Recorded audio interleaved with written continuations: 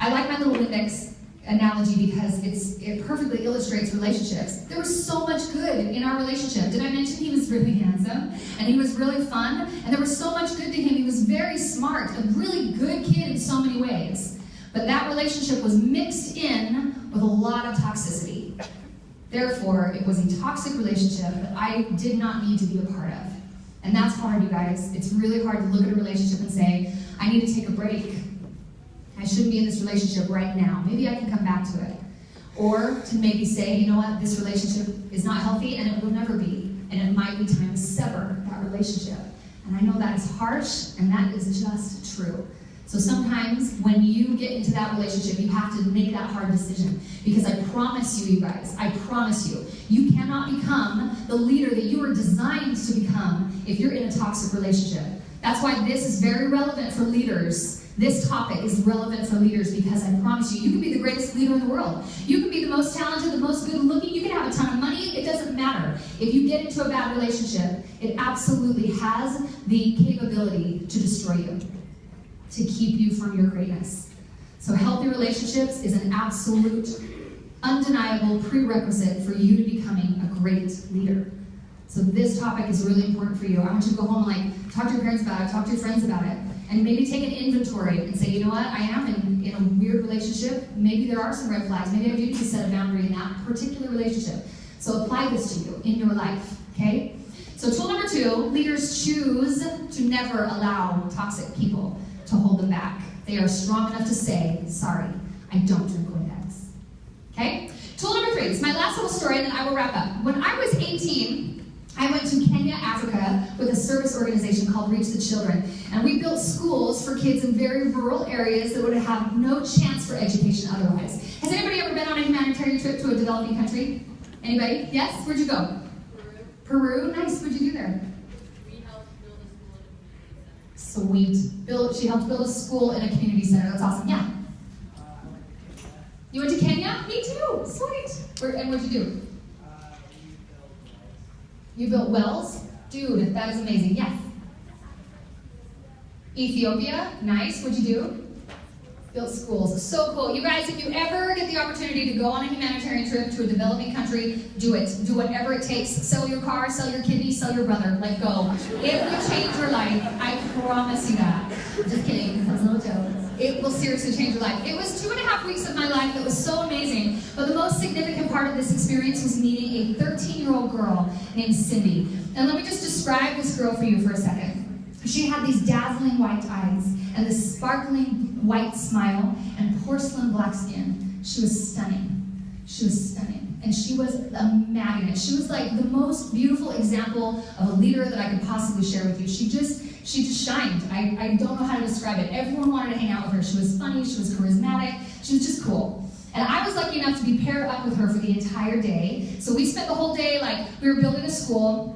So we were painting walls, we were painting blackboards, we were painting chairs. We brought over a ton of books, so we were like reading to the little kids and building a library for them. We had so much fun. And the whole day I was asking her questions. I'm an interviewer. I love asking questions. And I just kept saying, like, what do you want to do? Like, what are you about? What are you into? And she said, oh my gosh, I am going to work so hard. I am going to learn how to read and write. She was 13 and was just now being given the gift of education. And she said, I'm going to work so hard. I'm going to learn how to read and write. And then I'm going to graduate from this high school. And then I'm going to get to America because I want to get a bachelor's degree, a master's degree, and a PhD in psychology. I want to be a family therapist. And she said, I've even designed my office. Over here, I want like a cream-colored Chase lounge chair that's going to be really soft and really comfortable. And on my walls, I want like a gray kind of ornate wallpaper that's going to be really pretty and really soothing. And over here, I want a cherry wood-colored desk. And it's always going to be clean. There's never going to be any papers on it. And when people come into my office, they are going to feel safe, and I'll be able to help them with their problems.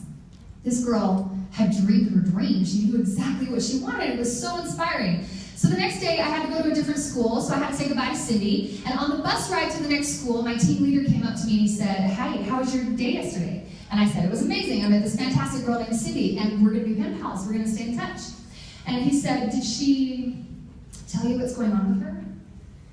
And I said, "We talked a lot about her future, but I'm realizing just now I didn't really ask her about her past." And he said, "If you're going to stay in touch with her, there's a few things that you need to know." He said that Cindy was an orphan. She was abandoned by her mother when she was 3 years old. She was found in a cardboard box on the side of a very busy street in Nairobi.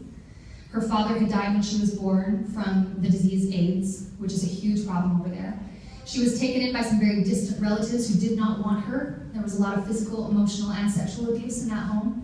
She had spine damage from having to walk miles and miles and miles every day to fill up a huge ceramic vase full of water, dirty water, by the way, and carry that on her head miles and miles back to her little shack. And if she didn't do it, she wouldn't eat that day, or maybe even that week. She had a lot of stomach issues from having to deal with very real starvation.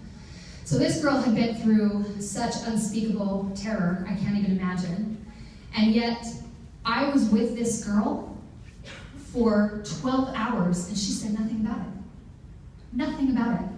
And then my team leader said, we were so excited to build a boarding house at this particular school so that the older girls like Cindy don't have to walk miles and miles to get to school every day because it's really dangerous for them. And I said, danger? Like what kind of danger? You know, we're in the middle of Africa, like wild animals? And he said, no, it's a little heavier than that. I don't know if you want to know. And I said, I want to know, and I'm going to share it with you guys, and I ask for your maturity. He said that in Africa, since they have such a huge problem with AIDS, and they also don't have the gift of education in the more rural areas where we were, they have a lot of ignorance. And because of that, they have a belief that if you have AIDS, you can rid yourself of it by raping a virgin. And that is what happened to this 13-year-old girl, who is now HIV positive, and that disease took her life 3 years later. So I sat on that bus and I cried my eyes out for a solid 20 minutes, and then I realized something that has changed my life genuinely changed my life forever. I think about it almost every day. I was with this girl for 12 hours, and she said nothing about her horrific past.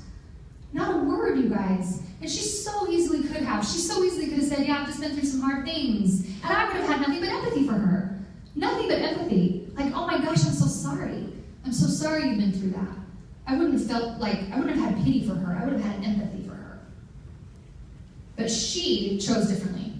That girl is the most beautiful example of a leader I could ever share with you because she chose differently. At the age of 13, she chose to forgive.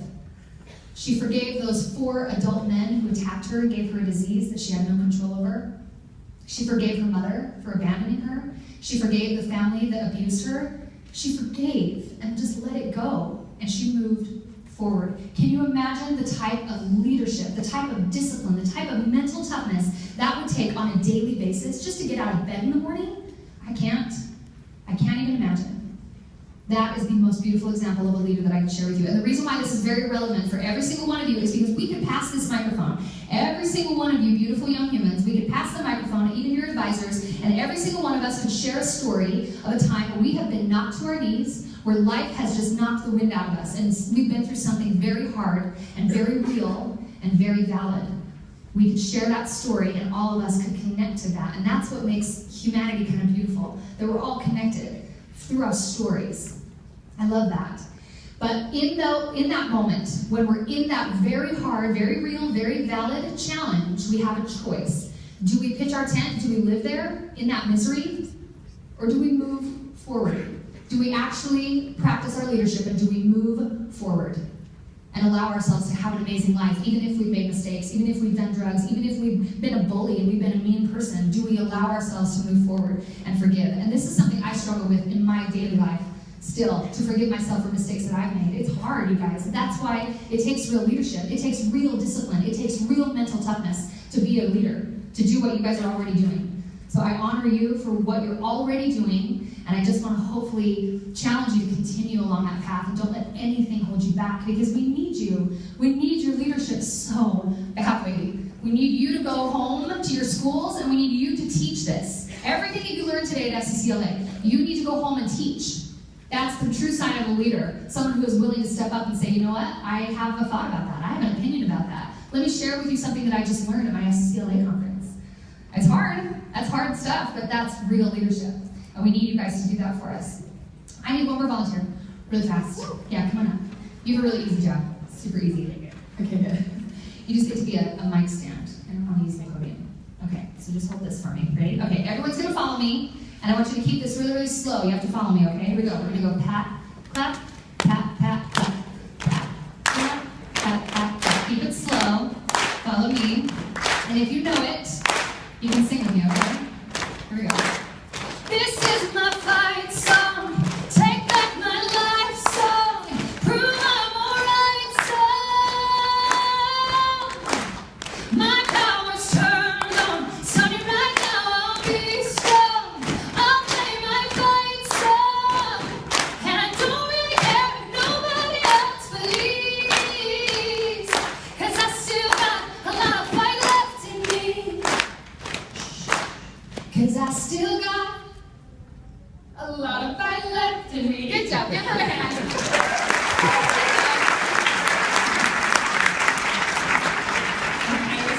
Putting people on the spot. I love it. I'm sorry. You did great. Good job. Well done. Okay, so I just want to close with one little idea. So let's recap real quick. Tool number 1, leaders choose to be what? Confident. Thank you, Gold Stars. Tool number 2, leaders choose to never allow toxic people to hold them back. And tool number 3, leaders choose to forgive. They forgive others, they forgive themselves, and they move forward. And that takes fight, you guys. You have to fight for that. You have to fight for your leadership. It is not something that's just easy. If it were easy, everyone would do it. Everyone would be a part of some kind of student leadership club. It's not easy. You guys are here doing something very hard. And I am so proud of you. I don't know you, but I love you already, and I'm so super proud of you. I can see all your advisors nodding. You guys are rock stars. So it's a hard thing to do. You have to fight for that. You have to fight for that leadership. And then I just want to close with my personal mission statement. Another hero of mine, one of the leaders that I've studied, is Dr. Stephen Covey. And he says everyone needs a mission statement. So if you don't have one for your own personal life, I'm going to share mine, get you thinking, how would you write your own? Okay, here we go. It goes like this. When I'm 90 and I'm sitting in the nursing home eating my Jell-O, playing bingo, starring in the nursing home musical, will I be happy with the choices that I made? Will you be happy with the choices that you've made? Because that is the only thing that's going to matter, you guys. When you're 90 and you're sitting in the nursing home, your choices are the only thing that's going to matter. You can't control your experiences. You cannot control other people. You can always control your own choices, how you react to things, the choices that you make to do great things in your life. You can control that. And when you are looking back, when you're 90, and you can see that you've made good choices, you will know that you have left a legacy. And that is the only thing that is going to matter to you. I promise you that. So I want to close with one little song. Does anybody like Beyonce, besides my friend over here? Right? I know. I love her. Oh, she dapped for us. Thank you. I love Beyonce. I feel like maybe I could meet her and maybe we could be friends. I don't know. Maybe. This is one of my favorite songs of hers, and I want you to listen to the lyrics. It's not one of her most well-known, but it's so good. Listen to the lyrics, and I want you to be thinking, what type of legacy do I want to leave behind? Here we go. It's called I Was Here. Do you know this song? You can sing with me. I love when you sing, if you know it.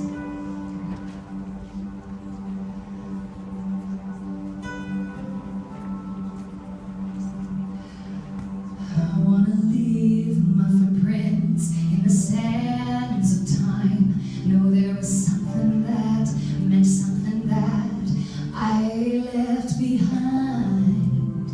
When I leave this world, I'll leave no regrets.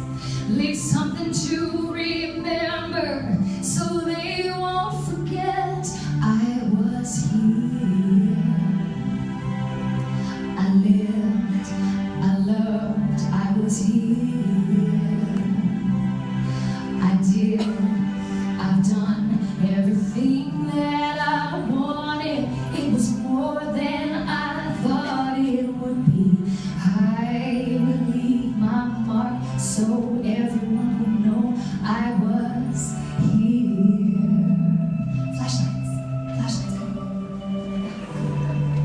I want to say I lived each day until I died, and know that I meant something in somebody's life. The hearts I have touched will be the truth that I leave, that I made a difference, and this world will see I was here. I lived, I loved, I was here. I did, I've done